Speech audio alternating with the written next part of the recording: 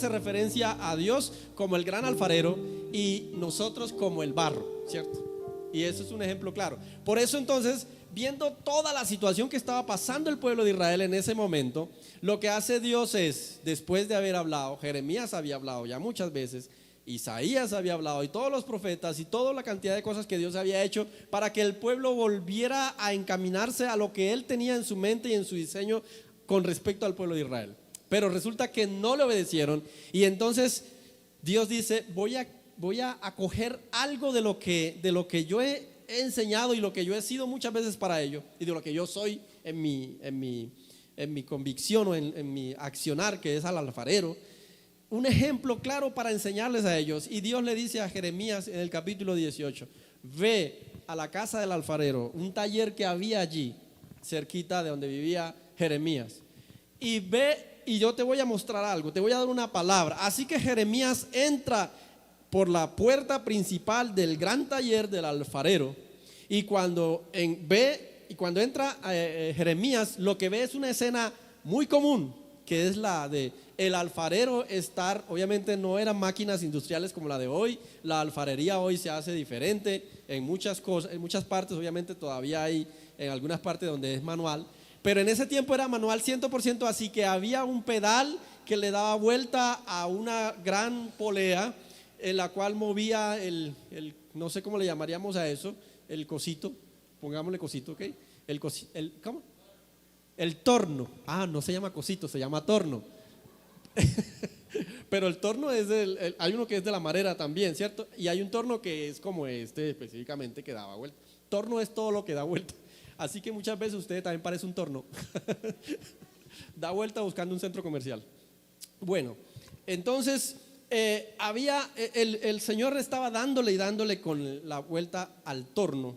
Cuando llega Jeremías y entra, el alfarero tiene un pedazo de barro haciendo cualquier cosa. Pudiera ser una jarra, pudiera ser una taza, pudiera ser cualquier arte o cualquier figura que hace un alfarero.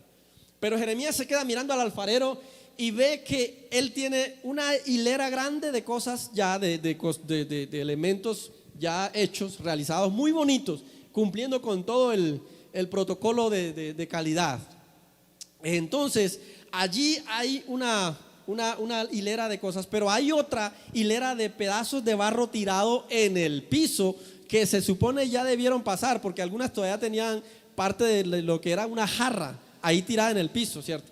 Cuando Jeremías encuentra que allí hay una figura pasando por el torno, y este alfarero intenta hacer toda la figura, pero a veces se le desfigura, a veces se le tuerce, y él otra vez intenta, hasta que en un momento dado ya no intenta, sino que lo coge, lo saca de ahí, lo pone a un lado y coge otro pedazo de barro y lo pone y empieza y arma una figura bien, pero luego pone la figura en la lista o en el lugar donde están todos los demás y vuelve a coger otra vez el barro que no salió bien y lo vuelve a poner en el torno, y al final sale la figura que él quería. Y Dios le dice a Jeremías, dile a mi pueblo que así como este alfarero, yo puedo también intervenir en el pueblo. Yo también puedo, dice el versículo 4 de Jeremías 18, versículo 6, 18:6. ¿No podré yo hacer de vosotros como este alfarero, oh casa de Israel? Dice Jehová. He aquí como el barro en la mano del alfarero, así sois vosotros en mi mano, oh casa de Israel. En un instante hablaré contra pueblos y contra reinos para arrancar y derribar y destruir. Pero si esos pueblos se convierten de su maldad contra la cual hablé, yo me arrepentiré del mal que había pensado antes, y en un instante hablaré de la gente y del reino para edificar y para plantar. O sea, Dios le dice a Jeremías, dile al pueblo que así como el alfarero tiene el poder sobre el barro para construir algo bueno, para sacar una jarra, un jarrón o una taza, así también tengo el poder para coger ese barro y deshacerlo, ¿cierto? Para destruirlo, deshacerlo del todo. Entonces Y usted lee el capítulo 18 y más o menos, si usted no tiene una referencia clara del contexto de lo que es Dios, puede entender entonces que Dios se evidencia allí como una persona bastante difícil en términos de dictador, un términos dictadores. Porque se da cuenta que lo que está diciendo Dios ahí es que, porque hay unos versículos muy fuertes, yo tengo el poder para destruir, derribar, y tengo el poder para construir y para edificar. Uno lo lee secamente así y pues uno pensará en Maduro o algo así, ¿cierto? En el de Corea del Norte, cosas así por el estilo. Nadie puede echar chiste en una asamblea del Partido Comunista de Corea del Norte, porque si se ríe, se muere. Matan, así han matado a algunos personajes, inclusive de alto rango, de que lo encontraron en un video riéndose mientras este presidente hablaba y luego lo mandan a matar porque se rió en medio de un discurso de su presidente. Muchas veces hay gente que ve a Dios de esa forma, y cuando usted lee el capítulo 18, ve a Dios así, en un Dios autoritario, un Dios sin misericordia, un Dios que hace y deshace, y uno no puede decir nada, sino que tiene que aguantarse el golpe de Dios.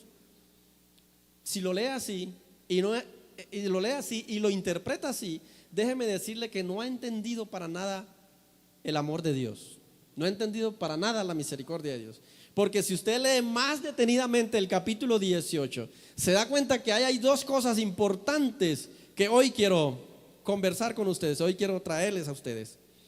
El mensaje central de esta historia que encontramos en el capítulo 18, o el mensaje central del capítulo 18, es la soberanía de Dios.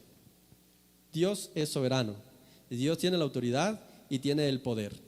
Ese es el mensaje que encontramos en el capítulo 18 de Jeremías. Él es soberano, Él es poderoso y tiene autoridad sobre toda la creación. Amén. Eso, por así decirlo, ya nos debe llenar a nosotros de tranquilidad y paz como hijo de Dios, porque tenemos un Dios que tiene autoridad sobre todo. Tenemos un Dios que es súper poderoso. Pero también en este pasaje nos enseña, lo primero, dos cosas fundamentales: el poder y la misericordia. Capítulo 18 de Jeremías nos enseña que Dios tiene el poder de manejar el barro y hacer de una masa amorfa, sin valor, una pieza incalculable de semejante valor. Yo sé que no toda la tierra sirve para hacer cosas, ¿cierto? Para hacer molde por ejemplo, la arena tiene que ser acompañado con algún pegante para que pueda tener alguna figura. Yo no sé si ustedes en diciembre muchas veces presentan unas esculturas de arena por allá en China o no sé dónde, en alguna de esas islas tremendas, que uno dice, pero ¿cómo hacen semejantes castillos y una cantidad de figuras inmensas? Con la arena. Uno que va al mar, cuando ha ido al mar, que intenta hacer una figurita, ¿cierto?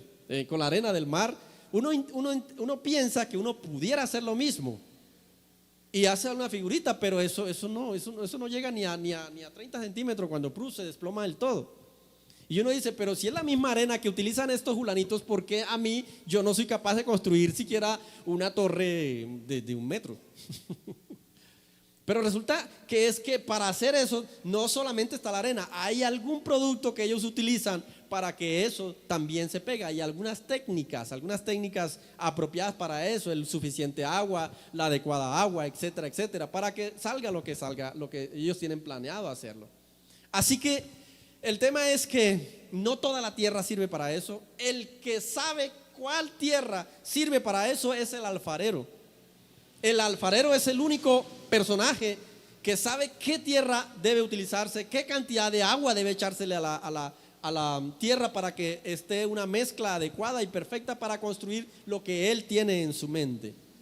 Así que usted puede ir y pasar por un lugar y ver una tierra amarilla ahí, que usted dice, uy, esa tierra tiene otro parecer, parece otra cosa, ¿cierto?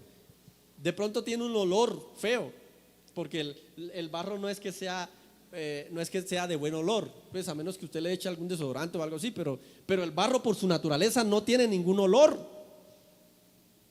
Y si es el barro donde se bañan los marranos, peor todavía, o las vacas o algo así. Eso no tiene ningún olor. Si usted pasa por ahí y no es alfarero, ve un pedazo de tierra amarilla, adecuada para la alfarería, pero si usted pasa por ahí, ¿qué es lo que sucede? Normalmente usted lo que dice, esa tierra que hace ahí o eso tan feo, y pasa de largo, porque para usted eso no tiene ningún valor. Pero si pasa un alfarero y ve semejante pedazo de tierra ahí, para él eso es un tesoro, es oro. Es como las personas que reciclan en la calle, o más bien que de las cosas viejas hacen restauraciones, ¿cierto? Los restauradores. Usted pasa por ahí y ve en la calle una silla vieja y usted dice, ¿qué personaje tan duro el que demoró para botar eso, tan viejo y todavía lo tenía usando? Pero pasa un restaurador y ve esa silla y la proyecta como algo impresionante y la coge, es capaz de pagarle un taxi o un camión para llevarla al taller y allí pintarla y hacerle eso, y de allí sale una silla mejor que la que estaba nueva todavía, porque depende de quién lo ve, Así que pasa un alfarero y ve semejante tierra ahí y eso es un tesoro, lo agarra, lo abraza, lo mete en una bolsa, lo cuida y lo lleva al taller, y con eso, que para algunos fue rechazado, para algunos fue era algo en el camino, un obstáculo en el camino, una cochinada en el camino, para el alfarero fue la mejor experiencia que tuvo pasar por ahí. Y de allí sale una espectacular jarrón, una espectacular taza o algo con la cual él pueda luego vender eso por mucho dinero. Así que eso hace el alfarero, pero eso también hace Dios con nosotros. Dios tiene el poder para transformar lo que fuimos nosotros en lo que hoy somos nosotros. ¿Sí? Dios tiene el poder. Nosotros somos ese barro que para el mundo, o más bien por el mundo y por la cantidad de cosas que había en nosotros, por la suciedad del pecado, por la cantidad de situaciones que entraron en nosotros por influencia de la sociedad, por influencia del pecado, por todo lo que hoy nos rodea, nosotros éramos algo así amorfo, sin valor, sin ningún valor. Pero en algún momento Dios pasó y nos vio como la niña de sus ojos. Nos vio como el tesoro grande que estaba buscando. Hay una parábola del tesoro perdido, y hace como 8 meses atrás enseñamos acerca del tesoro perdido. Y efectivamente, cuando el que bota el tesoro encuentra al tesoro perdido, se alegra porque encontró lo estaba perdiendo. Hay un versículo, es más, somos tan importantes para el Señor, para Dios, que fue capaz de mandar a su Hijo para rescatarnos, para encontrarnos, porque nosotros para Dios somos su especial tesoro. Amén. Porque Él es el alfarero.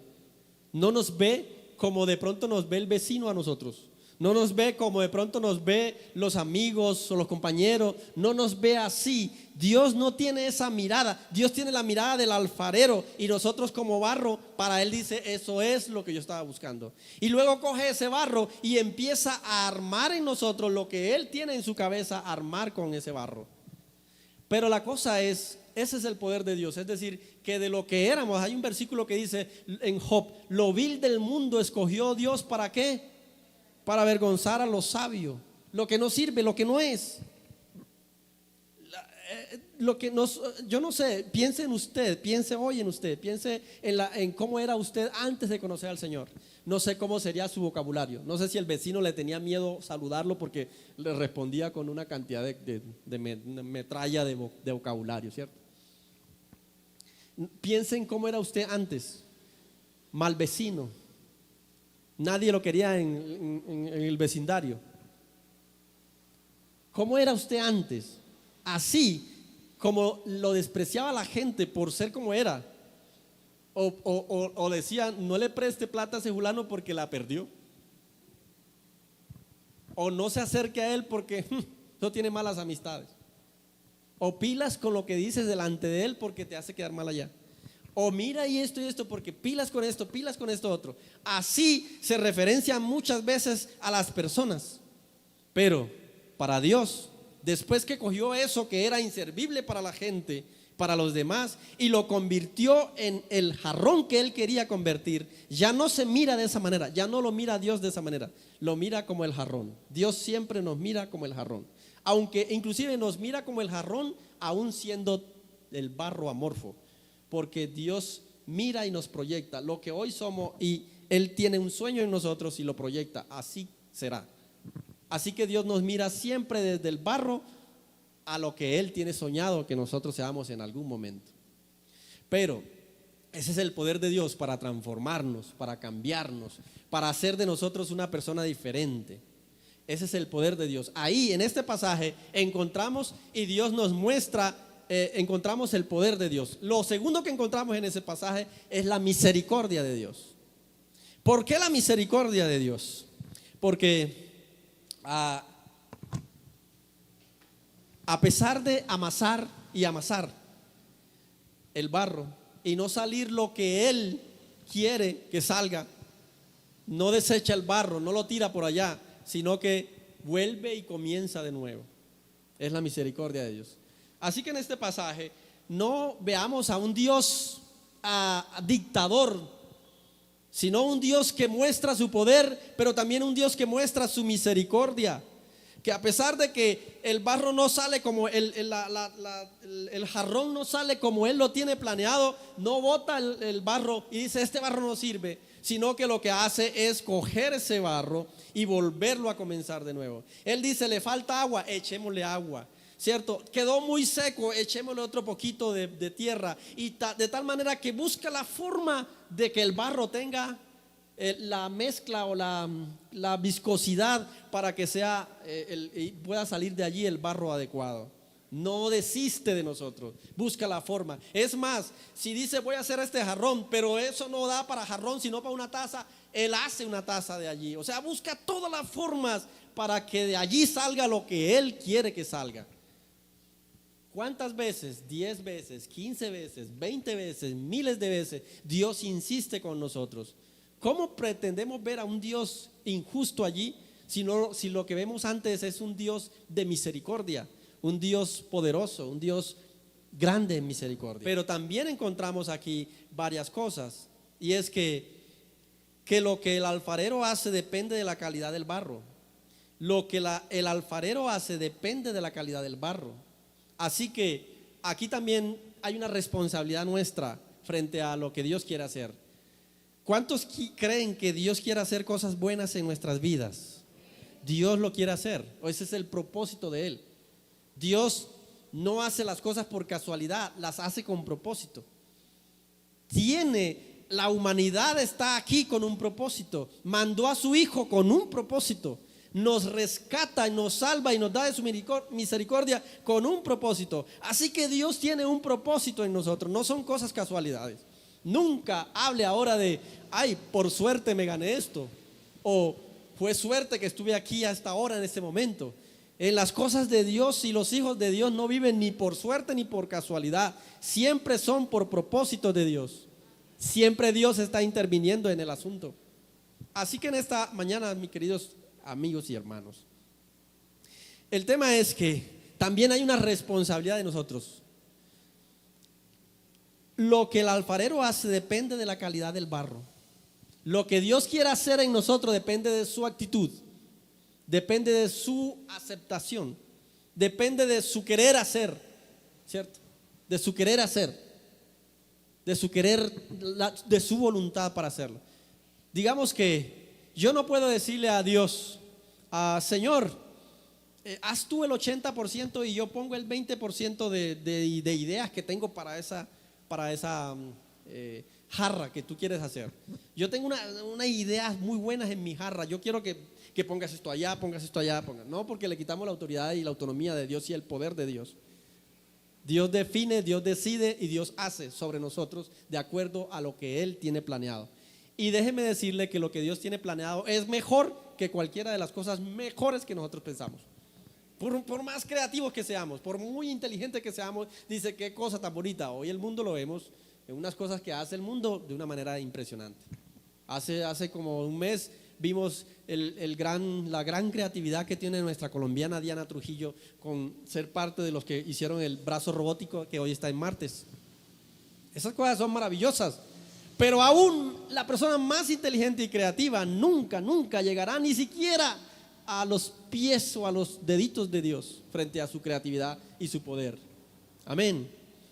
En ese sentido, entonces, lo que quiero decirles es que la calidad de lo que el alfarero quiere hacer, depende también de nosotros en el sentido de su voluntad.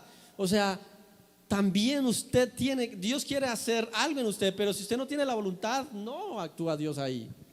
Dios no actúa ahí. Por eso hay una responsabilidad también en la salvación del hombre, hay una responsabilidad del hombre también. No es una sola responsabilidad de Dios. Jesucristo vino a morir en la cruz por nuestros pecados para perdonarnos, y la muerte en sí misma no es la que nos va a salvar. La muerte de Jesús en sí misma no nos va a salvar. Hay una acción o una responsabilidad suya de aceptar esa muerte o aceptar ese sacrificio, y lo que hemos estado insistiendo durante estos domingos es la obediencia, obedecer lo que Dios nos dice que tenemos que hacer. O sea, la responsabilidad del hombre también. En la salvación y en la bendición que Dios quiere darnos, hay una responsabilidad de nosotros frente a eso. Así que lo mismo que la calidad del barro limita lo que el alfarero puede crear. Así que hay muchas cosas que Dios quiere hacer en nosotros, pero nosotros estamos limitando a Dios. Vuelvo y repito, no porque Dios no sea poderoso, sino que Dios también trabaja de acuerdo a nuestra actitud y voluntad y responsabilidad. Es una responsabilidad nuestra también. Cuando Dios le decía al pueblo obedezcan, la responsabilidad del pueblo era ¿qué? Obedecer. Por eso él llega a este límite donde le dice a Jeremías: ve allá y dile que yo tengo autoridad sobre ellos.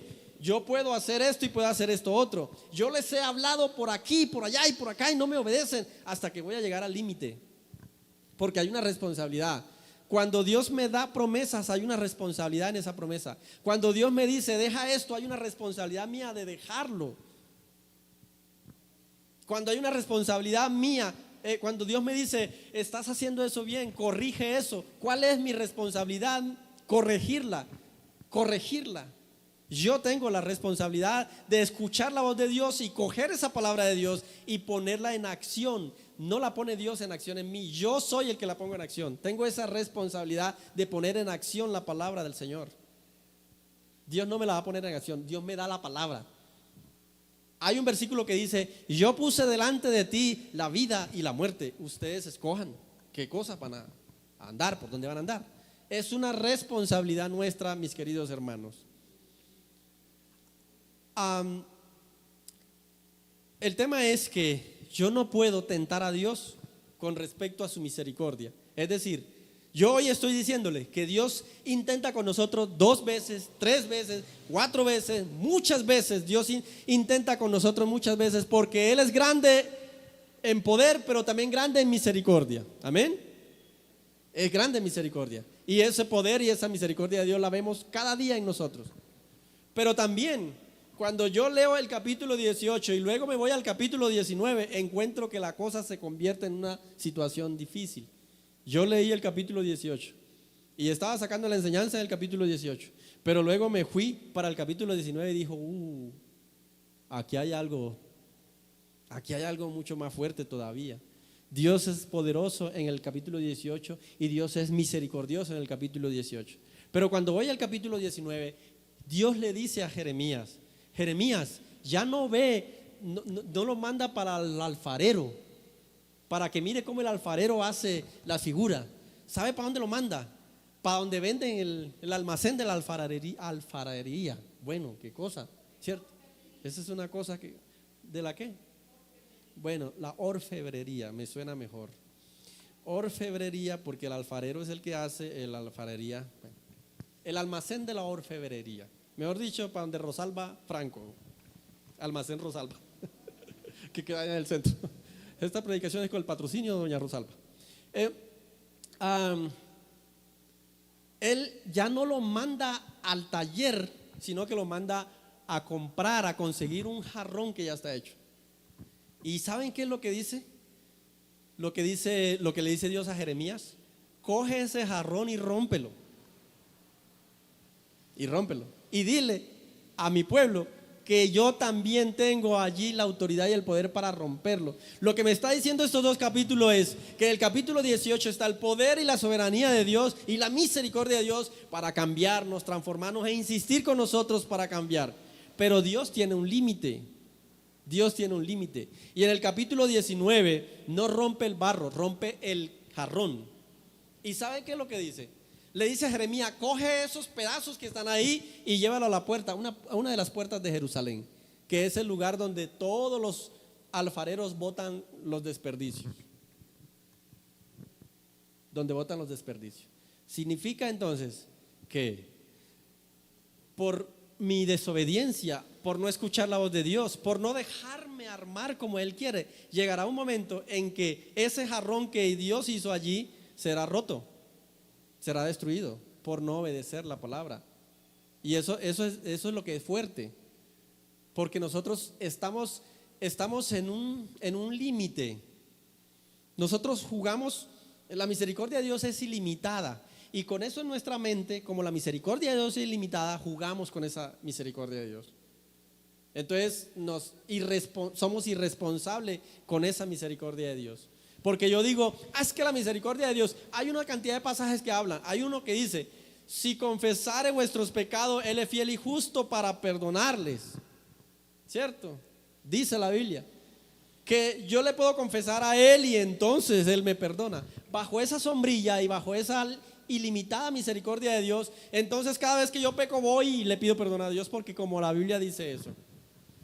Entonces permanentemente Dios anda recogiendo el barro que quedó destruido para volver otra vez a comenzar, otra vez y otra vez. Pero ojo, hay un límite, y ese es el límite que el pueblo de Israel sufrió cuando Dios le dice a Jeremías: ve y compra un jarrón y muéstrale a ellos que el jarrón también puede ser roto. Así como el barro puede ser otra vez rearmado, el jarrón puede ser roto. ¿Y saben por qué puede ser roto? Porque Dios tiene el poder para hacerlo. Dios es soberano sobre nosotros. Dios puede a nosotros, como lo ha hecho, reedificarnos, levantarnos, hacer una cosa impresionante de bonito. Pero también Dios tiene el poder de castigarnos y de corregirnos. Dios también tiene el poder, porque Él es soberano. Él es soberano, Él tiene la autoridad sobre nosotros. Todo lo que Dios hace, lo hace porque me ama. Porque me ama. Cada vez que Él me rehace de nuevo, me coge, me vio un error en el barro, lo volvió otra vez, lo dobló, y eso a veces duele, y lo monta otra vez allí. Lo hace porque me ama, porque sabe que eso, si me deja así, va a funcionar más tarde para mal. Se me devuelve eso en mal para mí. Así que tenemos una esperanza grande en esta mañana, y es que tenemos un Dios lleno de misericordia, que todas sus acciones son porque quiere, porque me ama, porque busca el bien para mí, porque quiere que esa obra que haya allí en ese barro, porque Él quiere hacer de ese barro más bien algo que lo tiene planeado. ¿Qué mejor diseño que el diseño de Dios? ¿Qué mejor diseño que el diseño de Dios? Y a veces nosotros estamos enfrascados en no permitir el diseño de Él, sino en el diseño que yo quiero, en el que yo quiero. Y recuerden que nuestros diseños son imperfectos. El mejor diseñador, el más fiel diseñador, el mejor que ha pensado mejor las cosas es Dios. Dejémonos moldear por el Señor. Dejémonos moldear por el Señor. No esté ahí diciendo: así no quiero, yo no quiero así.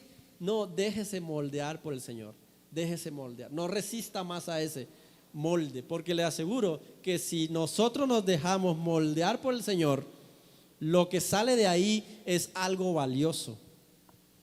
Aunque la gente no lo vea así, lo importante es que Dios me vea así, valioso, y traerá bendición, traerá bien para mi vida. Nosotros queremos paz, pues déjese moldear por el Señor. Él tiene la mejor forma de encontrar la paz. Queremos encontrar, ser moldeados en que mi carácter sea transformado. Pues déjese moldear por el Señor, porque Él tiene la mejor forma de moldear los caracteres. Que quiero cambiar esta parte de mi vida y estoy buscando esto y así he hecho esto. Pues no insista más. Dios tiene la mejor forma de solucionar ese problema. Acóplese a Él, acójase a Él, sométase a Él, ponga su voluntad en Él, confíe en que Él tiene la autoridad.